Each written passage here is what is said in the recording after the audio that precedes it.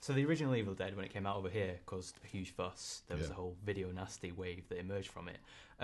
Were you slightly disappointed when you arrived on these shows that you didn't find people like protesting outside your hotel room or debating in Disappointed that I Parliament? didn't go to court? No, I'm not. I'm happy that I wasn't sued by the country. Yeah. So without spoiling anything, there are some extremely gory moments in the film. Mm-hmm. Did all these moments kind of emerge from the script writing process, or were there any ideas that you'd had prior that you were like, oh, this would be great in a film, maybe one day I'll make a film that I can use this in?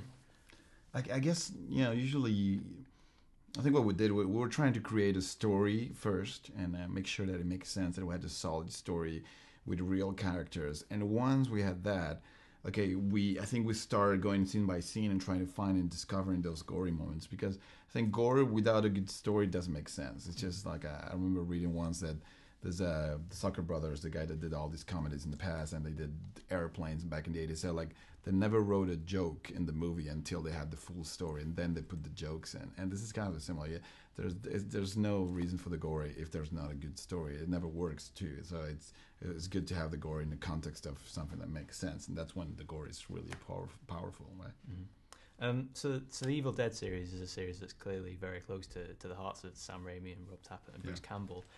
What hoops did they make you jump through to entrust you with their baby? I mean, I think I just did a short. I did a bunch of shorts in the past, but there was one particularly called Panic Attack that Sam loved, and he thought I was the right guy to make Evil Dead. I don't think it was just based on the short, but just we met and we talk a lot about movies and how how approach storytelling in general. Sorry, and that's when he decided to give me Evil Dead. But and then during the process, of course, I had to come up with the right take, and I think the reason that I want to make the scariest movie ever, that I really wanted to go for that and try to make the most disturbing and crazy and scary movie ever, was something that they thought it was the right spirit for when you're gonna do an Evil Dead movie. So that's why they gave it to me, I think.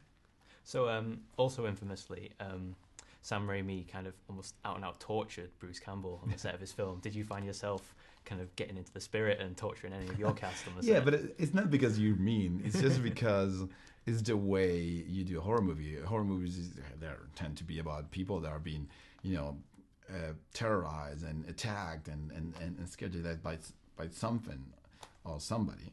And so usually if you want to translate that experience to the audience, the actors should be living that, so they should be experience that, and so that's why you tend to torture them a little bit during the making of this film, because if they're too comfortable and happy making the movie, you're not making a good horror movie.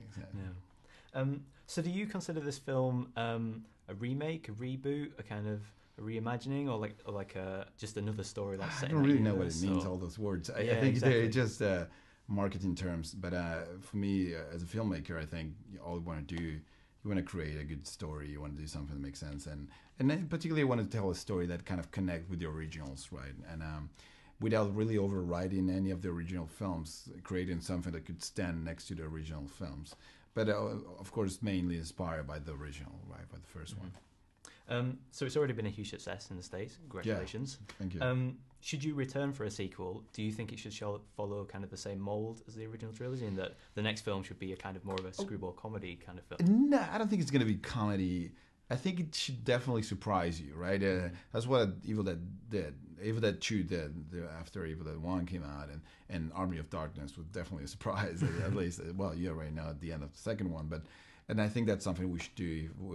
If whatever sequel we do to this film, it has to be something that you would never guess. If you already know what I'm going to do, I'm doing a lousy job, because I have my job as a creator, as a director, as a writer, is to surprise everybody with the story. So, and I think it definitely have potential. Evil Dead has always the potential to just go to weird places and surprise you. So it would never be the same film again, just with a 2 stamp on it. It's going to be something completely different from this film, right?